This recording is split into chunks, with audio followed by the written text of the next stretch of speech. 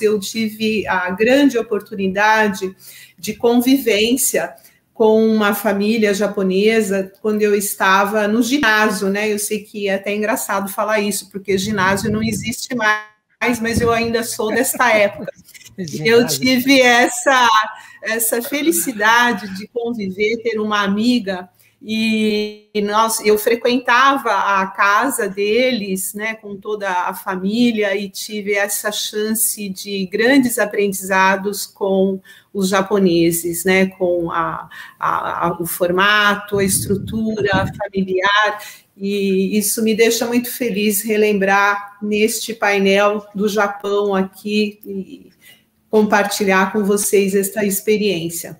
Vamos dar sequência, então, ao nosso painel e deixamos, por último, o engenheiro Roberto Masaru Watanabe, né, grande amigo, ele que é formado em Engenharia Civil pela Escola Politécnica da Universidade de São Paulo, da turma de 1972. Então, o engenheiro Roberto sabe do que eu estou falando, do ginásio, né?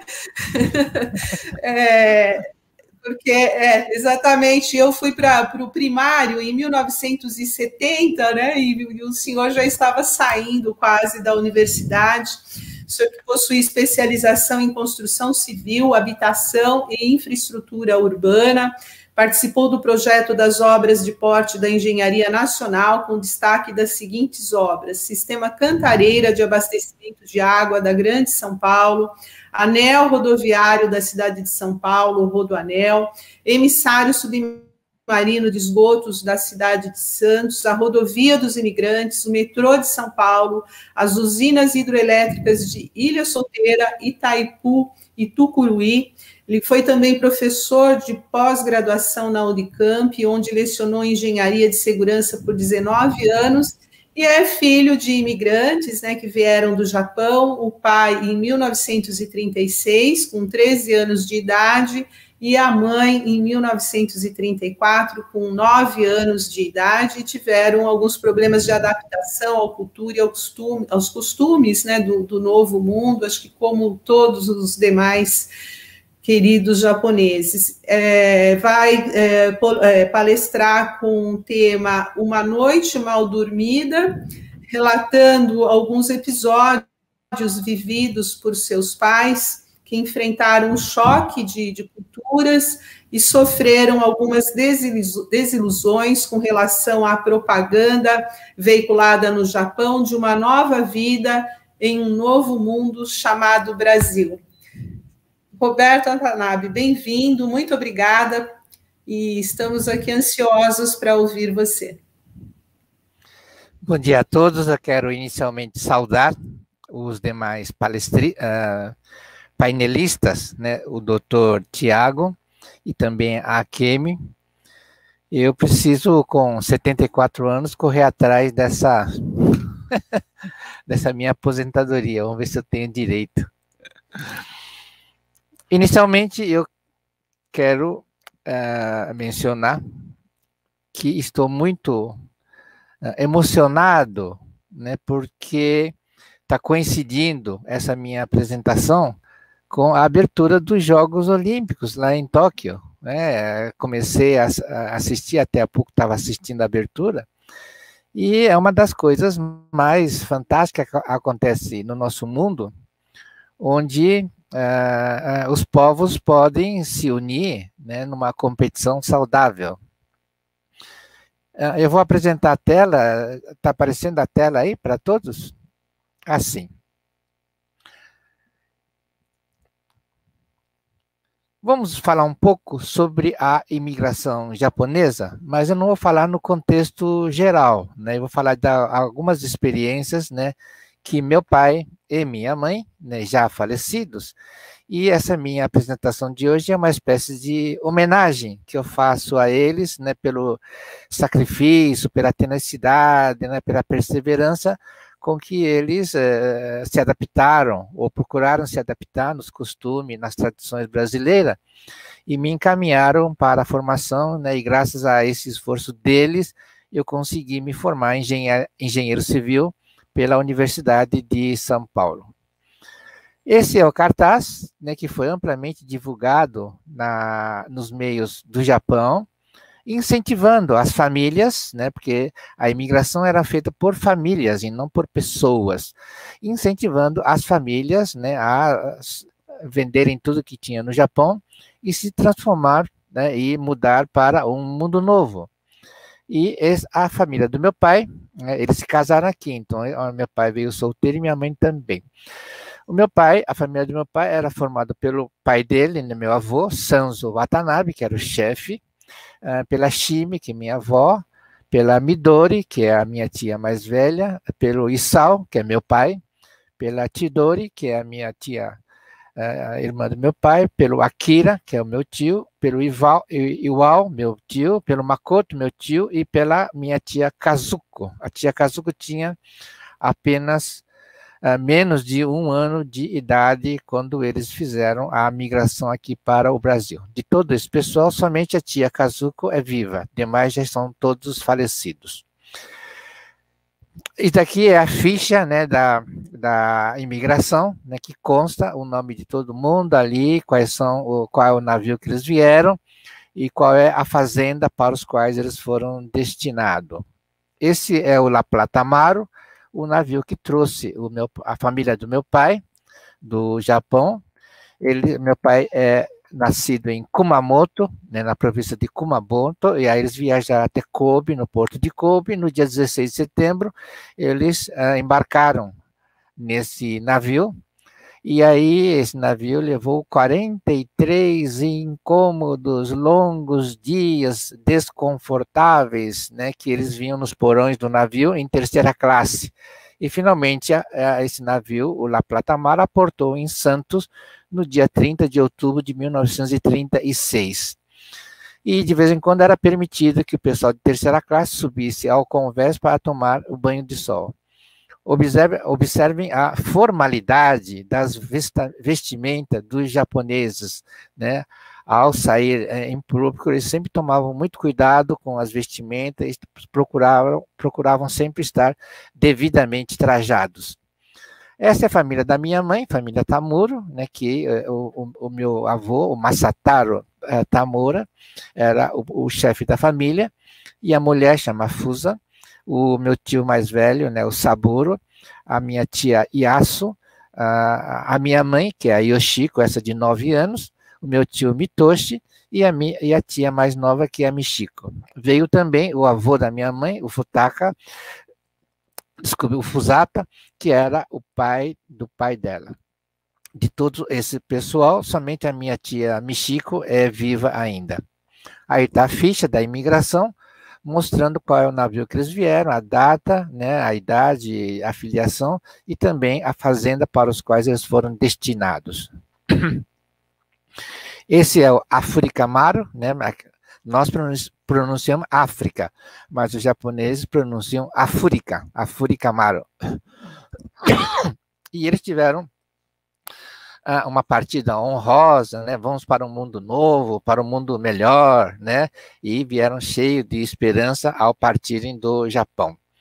E esse Afuricamaro partiu lá, minha mãe é de origem da província de Miyazaki, viajaram até Kobe, né, para embarcar nesse navio, no Afuricamaro, o que aconteceu no dia 29 de novembro de 1934.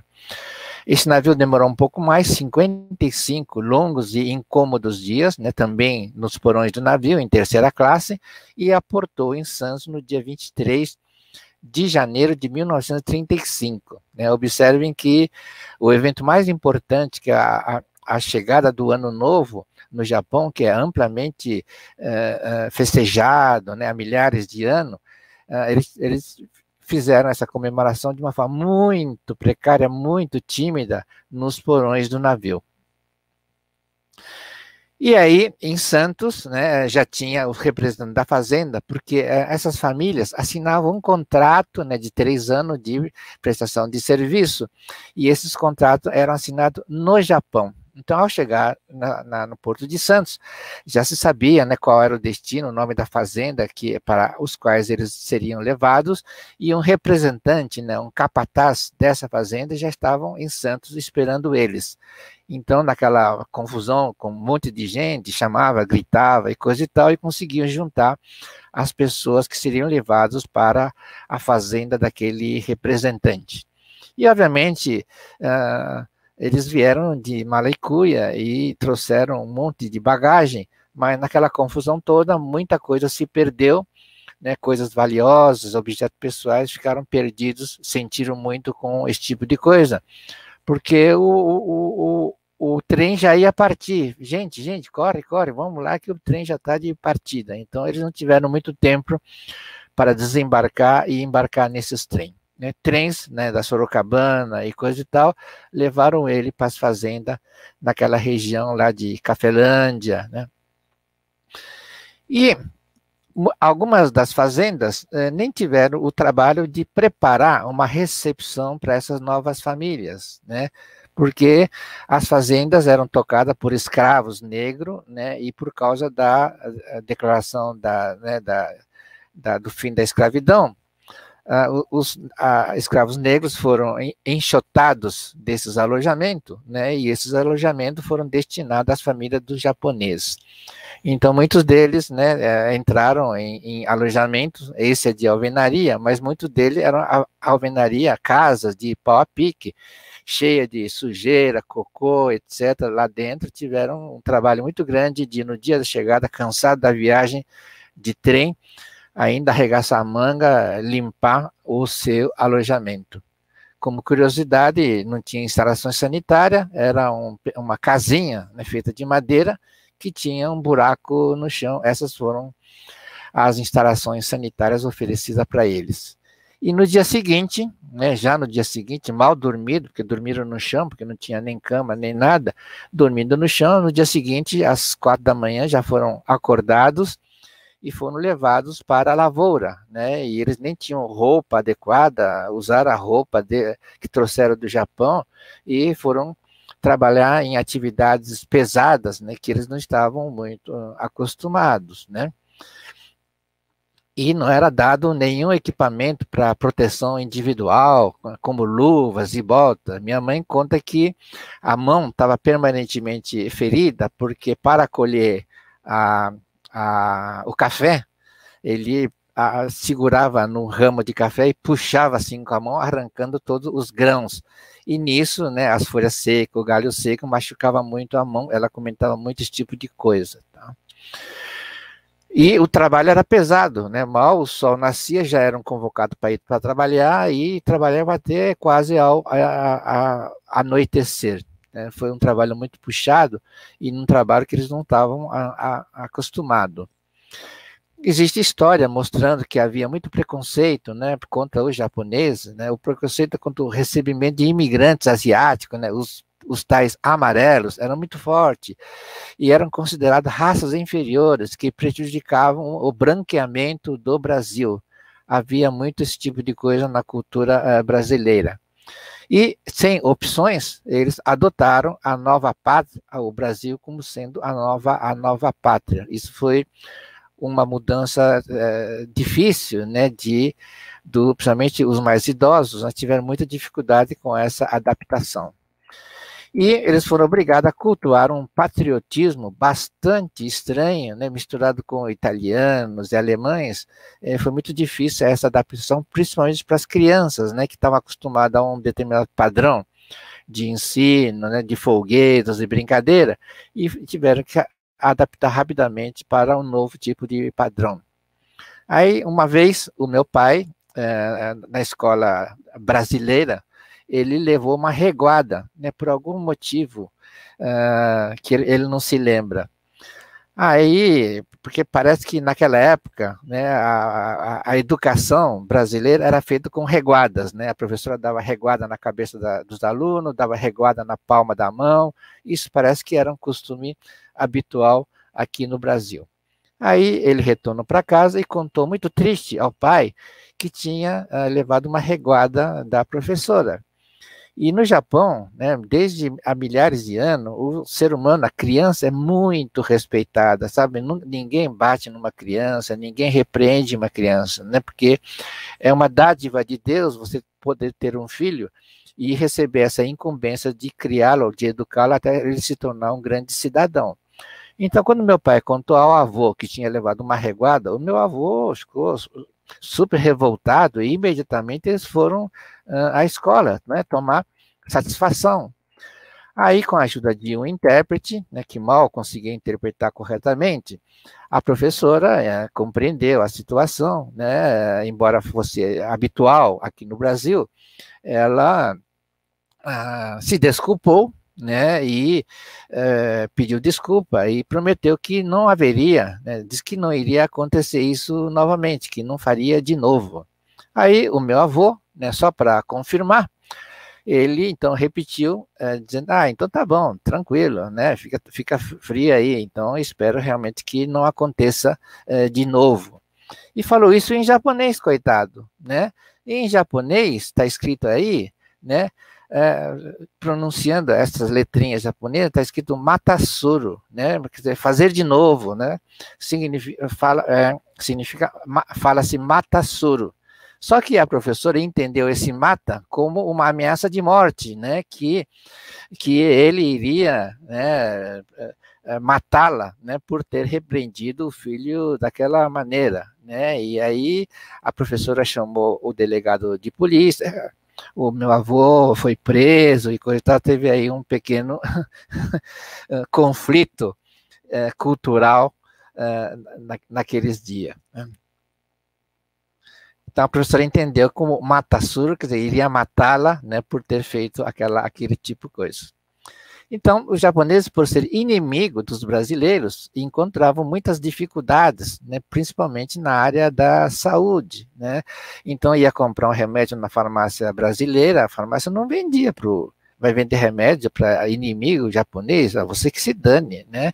Ou, se precisava ser internado, os hospitais não aceitavam a internação de japonês, porque era o inimigo dos brasileiros, né? Então, a duras penas, os japoneses se cotizaram, né, e as poucas economias que eles tinham, né, muitos deles economias que trouxeram do Japão, eles construíram o Hospital Santa Cruz, em São Paulo.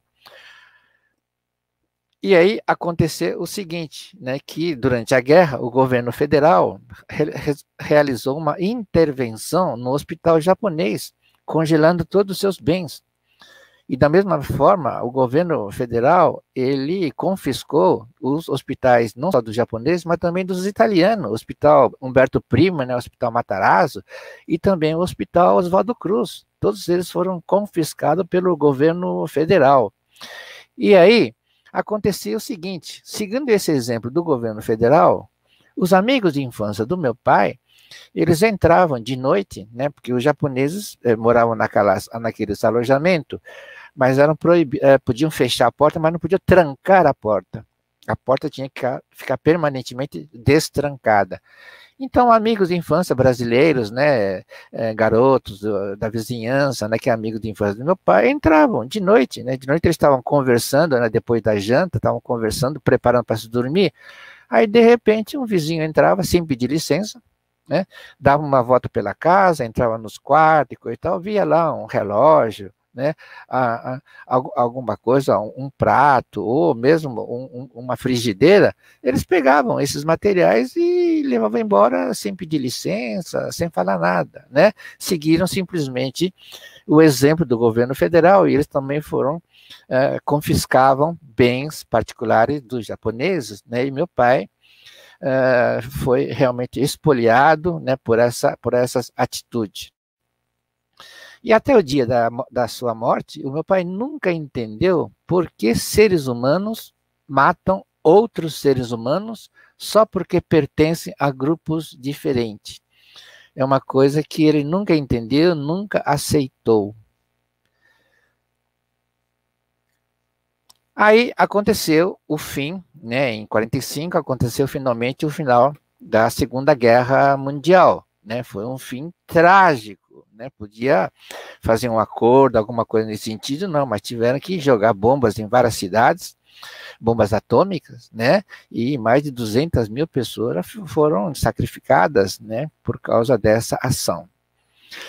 E aí, esse final, né, foi muito festejado no mundo todo, né, principalmente nos Estados Unidos. Houve muitas festas, né, que eles conseguiram conquistar, ganhar a segunda, como se houvesse ganhadores numa guerra mundial. E aí o Enola Gay foi aí muito cultuado, né? Inclusive no Brasil houve muitas festas, né, graças a essa conquista em cima dos japoneses, né, italianos e alemães, né? Ainda hoje há sequelas, né, doença provocada pela bomba atômica na cidade de Hiroshima e Nagasaki. Aí os brasileiros, os imigrantes, né, aqui no Brasil, sofreram basicamente dois tipos de perseguição. Uma de alguns brasileiros e outro de alguns imigrantes. O que significa isso? O brasileiro, né, que é muito gozador, principalmente isso aconteceu no interior do estado de São Paulo, né? O brasileiro, ele é muito gozador, sabe como é que é, né? O jeitinho nosso, né? E aí ele gostava muito de ficar debochando do japonês, né? O japonês não tinha um domínio da língua brasileira, da língua portuguesa, e eles era muito comum falar: ô, japonês, Japão ganhar a guerra, é garantida, não? Ô, japonês, Japão ganhar a guerra, garantido, não? Era mais ou menos comum essa frase, né, de gozação em cima dos japoneses, né? E aí, essa frase garantido, né? E aí o japonês respondia, né, mal entendendo a linguagem, o japonês respondia garantido, não? Garantido, não? E essa afirmação garantido não está até eternizada numa musiquinha popular. Você deve se lembrar, né? Tem uma musiquinha popular chamada Segunda-feira, logo de manhã cedinho, vai lá em casa um baixinho e eu corro para atender. Eu abro a porta e ele todo prazenteiro, num sorriso, vai dizendo, garantido não, tintureiro.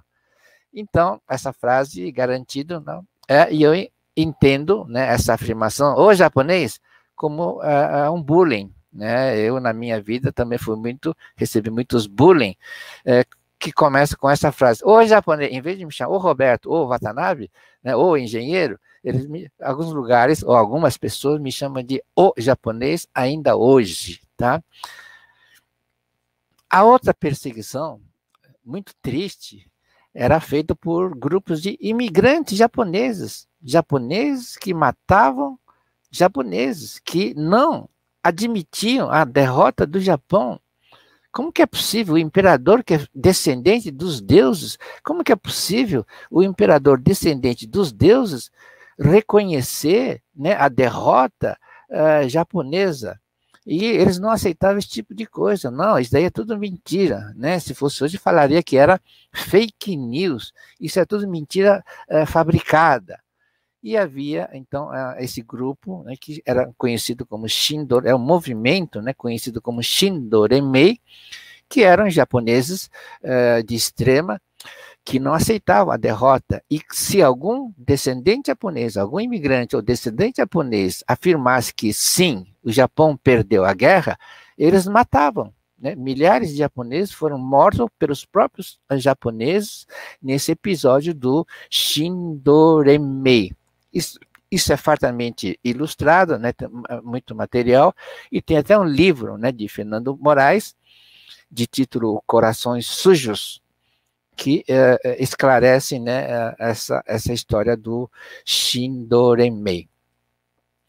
Aí, logo depois que acabou a guerra, né, o governo federal, né, criou vergonha e imediatamente trataram de devolver o Hospital Santa Cruz para os japoneses. Então, teve até um decreto do presidente José Sarney devolvendo para os japoneses o Hospital Santa Cruz. Isso aconteceu em 1990. Então, na minha vida, né, eu nasci no dia 23 de novembro de 1946, né, já tinha terminado a guerra. E aí acontece o seguinte, segundo a cultura japonesa, o nome de uma pessoa precisa ser coerente ou consistente com a função que essa pessoa veio desempenhar na Terra.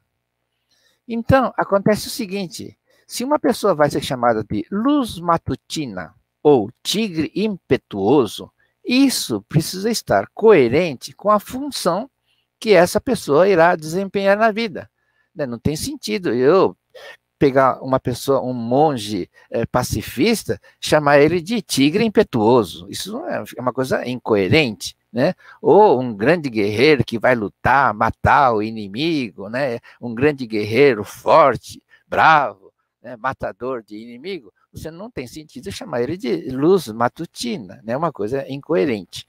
Então, quando nasce uma criança, a maior preocupação dos pais é dar um nome para essa criança, mas que o nome seja consistente ou coerente com a função que essa pessoa irá desempenhar aqui na Terra. Função todos têm, ninguém nasce à toa. Então, você pode ser um padre, pode ser um engenheiro, um médico, um advogado, né? Essas são as funções. E algumas raras pessoas recebem uma missão. É uma coisa mais nobre, porém poucas pessoas recebem a missão. Mas função todos têm. Então, quando nasce uma criança, os pais não se sentem suficientemente competentes para visualizar o futuro dessa criança. Então, eles procuram o sábio, né? Isso varia de região para região do Japão. Conforme o lugar, eles buscam lá um monge shintoísta. Conforme o lugar, eles procuram lá o mais antigo, o mais velho, o mais sábio daquela comunidade, né? E esse sábio é chamado, né? Ele vê a criança, né? Dá uma olhada na criança e coisa e tal, e conforme a criança, ele já diz o que essa criança vai ser. Agora, conforme a criança, ele fala, está difícil, preciso consultar os oráculos. E aí ele se retira para o templo dele, né? Para o templo dele, para consultar as estrelas, os deuses, os oráculos. Isso varia de região para região. E aí aquela população toda, né, fala, puxa vida, quem será essa criança que nasceu? Será que vai ser aqui o grande pacifista que vai organizar aqui a nossa agricultura? Será que vai ser um comerciante que vai vender a um preço mais adequado os produtos que nós plantamos aqui na fazenda, aqui no nosso sítio, né, na nossa chácara? Ou será que vai ser um engenheiro que vai aqui criar uma barreira para que a chuva não inunde a nossa plantação, destruindo todo ano parte da nossa plantação? Então, cria uma expectativa muito grande. Quem é essa criança que veio ao mundo nesta data? E fica todo mundo preocupado, né? Se fosse no Brasil, né, se procuraria alguém para jogar os búzios, né, ou então procurar desenhar o mapa astral dessa criança, né, ou então jogar a carta de tarô para se tentar adivinhar qual que seria o futuro dessa criança.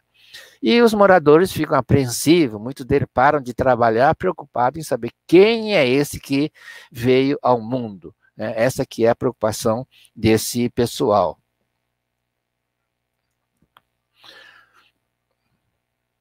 E aí, um belo dia, conforme a situação, esse monge aí leva vários dias consultando os oráculos, coitado, deve sofrer para chuva. Aí um belo dia ele desce da montanha, aí o pessoal falou, ele já descobriu, ele já consultou os deuses e ele já sabe quem é essa criança. E vem todo mundo correndo ali, ficam ali amontoados na porta daquela casa. Aí ele não fala, ele escreve no papel e coloca uma folha, né, prega uma folha na porta da casa, dizendo, olha, esta criança é isso daí. Então, este papel, né,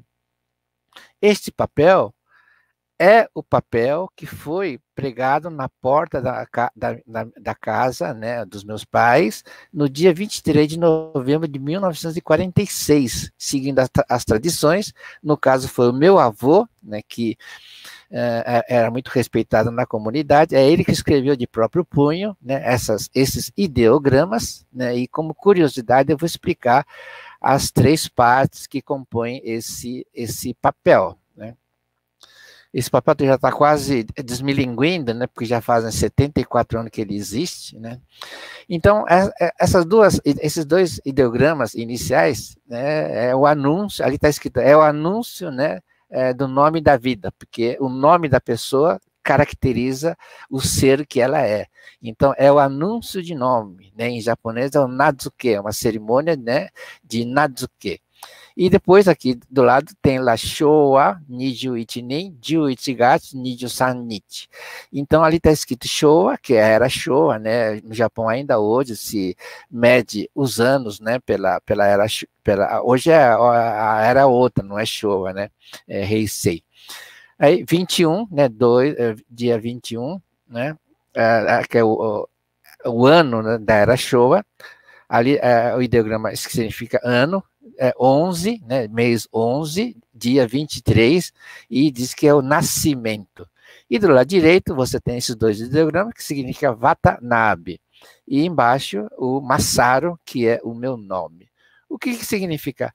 Esse é o brasão da família, Watanabe, né? Aí está o meu avô, com os meus tios, meu pai e meus tios, né? A minha tia. Esse é o brasão. E do lado direito a escrita Watanabe. E Masaru, que é o meu nome, significa o vencer do coletivo. Não é uma disputa, né, numa corrida que eu ganhei a corrida, não é esse vencer individual, é o vencer do coletivo, né? Então, naquela vila onde a chuva inundava e destruía a plantação todo ano, então eu, como engenheiro, construí uma barragem, todo mundo ajudou, carregou pedra, carregou terra e coisa e tal, nós construímos uma barragem e quando veio aquela chuva forte, né, constatando que a chuva não conseguiu invadir a nossa plantação. E aí todo mundo deu aquele grito de vitória. É esse vencer do coletivo que representa o meu nome Masaru. E o meu nome Roberto, né, no pensamento do meu pai, que sofreu muito durante a guerra e também nunca entendeu até morrer por que pessoas matam pessoas, no pensamento dele, ele olhou para o meu filho, para o filho dele, e falou assim: esse meu filho vai trabalhar pela união dos povos. E na cabeça humilde, né, do meu pai, a união dos povos significava, né, que povos são? São os alemães, os italianos e os japoneses. Esses que são os povos que unidos estavam guerreando contra o resto do mundo. Aliás, ao contrário, né, o resto do mundo estava guerreando, perseguindo esses três coitadinhos. Então, na cabeça do meu pai, a união dos povos significava a união, né, da Itália com a Alemanha e com o Japão. E aí, as capitais, né, desses países, Roma, Berlim e Tóquio. E aí, o meu nome, né, foi tirado, né, pelo meu pai, das iniciais dessas três capitais. Então, Roberto, na concepção do meu pai, significa a união dos povos. Então, eu fui criado dentro desse espírito. Eu sou contra, eu não pratico nenhum tipo de disputa, eu não jogo xadrez, não jogo dama e nem pratico nenhum esporte competitivo, pratico esporte no sentido da minha saúde, preservar a minha saúde, né? Mas eu não pratico nenhum esporte competitivo, inclusive quando era pequeno, 8, 10 anos de idade, né, a pessoa falava, vem jogar bola, e eu não pratico esse tipo de esporte de competição. Felizmente consegui crescer, né, eles se sacrificaram, né, eu estudei na Universidade de São Paulo, está aí meu trabalho na hidrelétrica de Itaipu, está aí o meu trabalho na hidrelétrica de Tucuruí, onde eu fui coordenador técnico desse projeto, né. Tem alguns livros, né, meus, né, publicados, e algumas obras bonitas que eu construí. Está aí o meu pai e a minha mãe, né, com a minha irmã ali, né, e os netinhos lá. Aí está o meu pai, com meus tios e minhas tias. Eu acho que nessa foto, tirando as crianças, o resto, os adultos já estão todos falecidos. Tá aí a minha mãe, com o irmão dela, a irmã dela, tá? E os netinhos ali. Agradeço, né, a minha esposa, a Lúcia, né, e as minhas duas filhas, a Érica e a Andréia, né, que são médicas formadas. Uma é formada na Paulista de Medicina e a outra é formada na USP. E a netinha, a Tereza. Então, muito obrigado, né, pela essa oportunidade. Parabenizo, né, o Dr. Richard Geraldo pela realização, pela organização desse Congresso Internacional América para todos.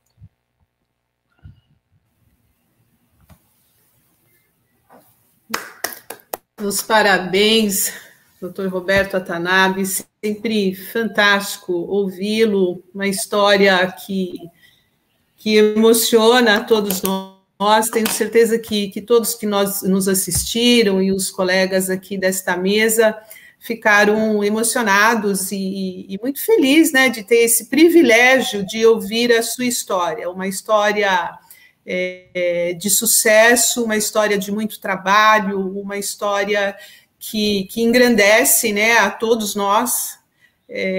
Ouvir a sua história faz a gente lembrar também de todos das nossas famílias, né, que também passaram por situações difíceis e discriminatórias, principalmente, que eu acho que é o ponto que o senhor focou bastante na sua fala, e que nos envergonha muito, né? A sua história e os problemas que os seus descendentes, a sua família e os japoneses passaram, eles têm muita semelhança com a nossa história também da escravidão, né, do povo brasileiro. E porque também a gente não relembrar uma outra discriminação que são dos judeus, né, quem não se lembra de histórias tristes como a deles, e que, na verdade, envergonha toda a humanidade, né? Eu acho que todos nós temos dívidas com essas discriminações que são impensáveis no momento, no mundo atual, no século em que vivemos, mas que ainda continua acontecendo, né? Mas quando o senhor conta, e o sucesso que o senhor, essa foto maravilhosa, né, que o senhor colocou ao final da sua família, das suas filhas, que venceram tudo isso, e que, embora a tristeza das lembranças ruins, mas que também conquistaram muitas coisas boas, né, nos deixa aqui muito feliz, satisfeito de poder participar disso, né, de poder tê-lo aqui nessa mesa e ter esse privilégio de te ouvir, mesmo que pela telinha, né, porque, na verdade, se nós tivéssemos uma mesa presencial, o senhor receberia agora um afetuoso abraço de todos nós, por compartilhar conosco esta fantástica história.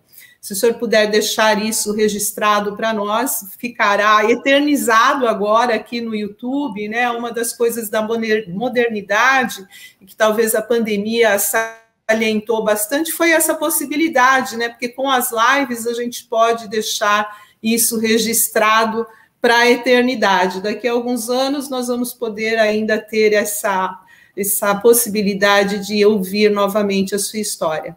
Bem, feito isso, o senhor receba a nossa homenagem, os nossos agradecimentos. Nós temos ainda aqui alguns minutos para as considerações finais.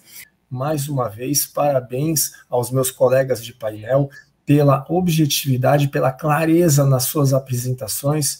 Estou realmente muito feliz de participar desse congresso. Mais uma vez, obrigado, doutor Richard, e a Comissão de Direito Internacional e Relações Internacionais e a OAB Santos. E vamos ouvir, então, para suas considerações finais, a Kemi. Bom, eu gostaria... Nossa, eu fiquei encantada com a apresentação do senhor Watanabe, porque eu também me identifico. Meu pai, na verdade, ele veio no último navio, né?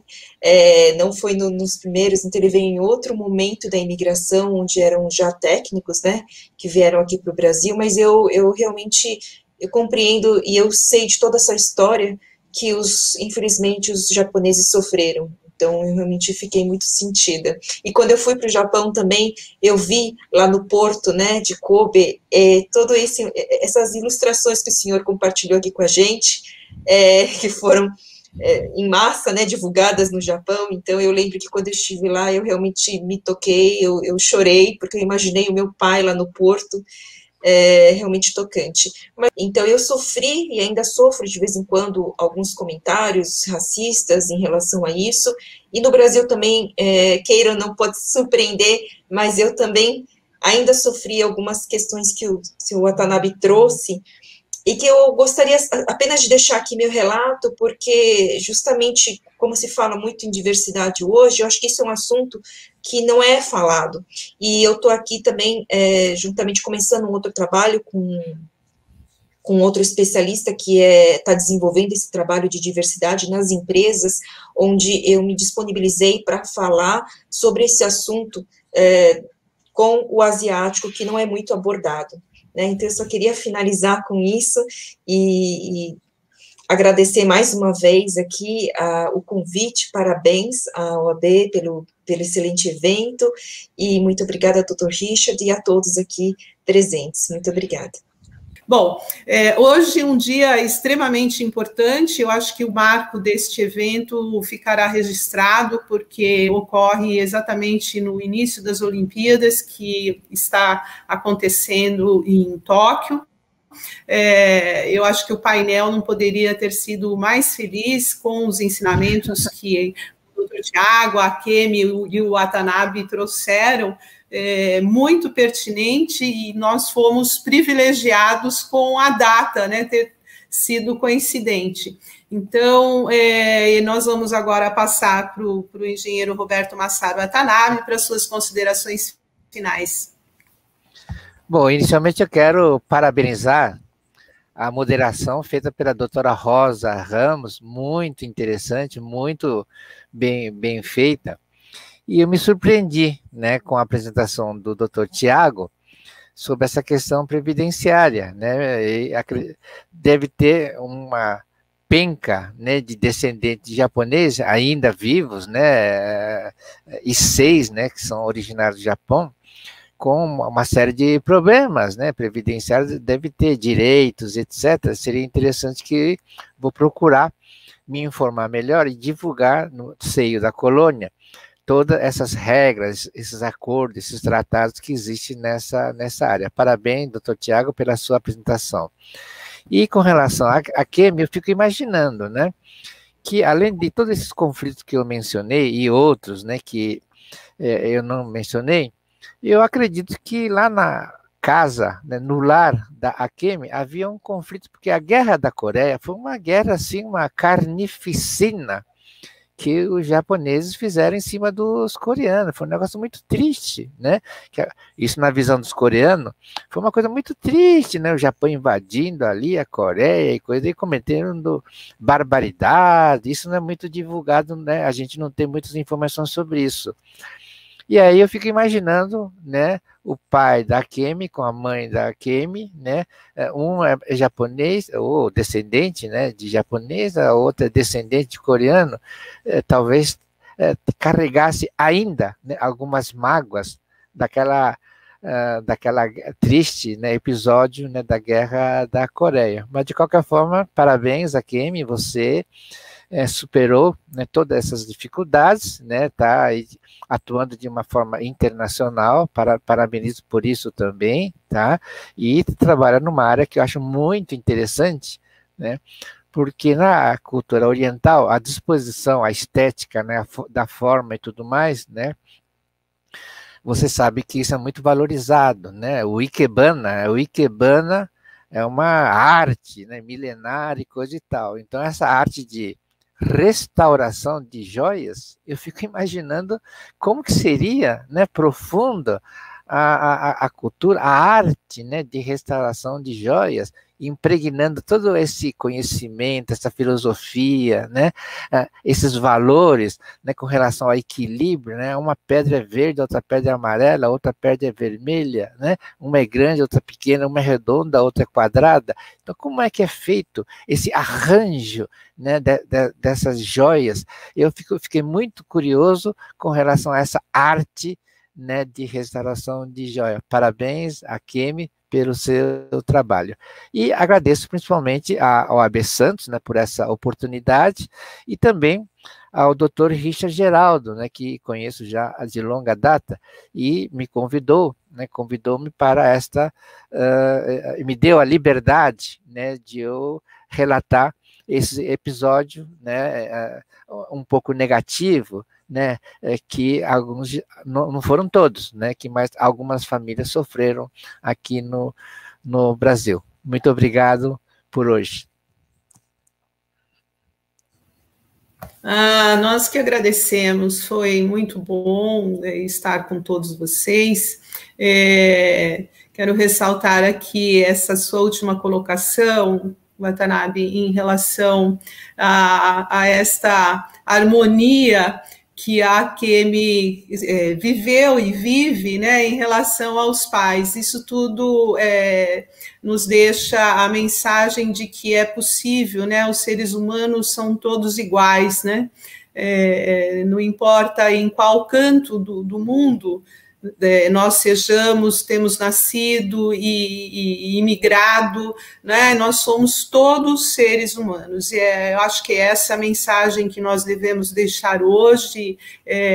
Ouvi isso hoje também na abertura das Olimpíadas, porque vejam que são pessoas do mundo inteiro com um único objetivo, né? Competir, né, elevar o nome do seu país, elevar a sua especialidade, a sua atividade esportiva, divulgando em harmonia e em paz com todos que estão lá. Então, eu acho que é esta a mensagem, é isso que todos aqui tiveram, né, o objetivo também de deixar para aqueles que nos ouvem, e agradecer mais uma vez o tempo despendido de cada um, né, a oportunidade, o privilégio de compartilhar essa mesa com todos vocês. Muito obrigada e até a próxima. Tchau, tchau.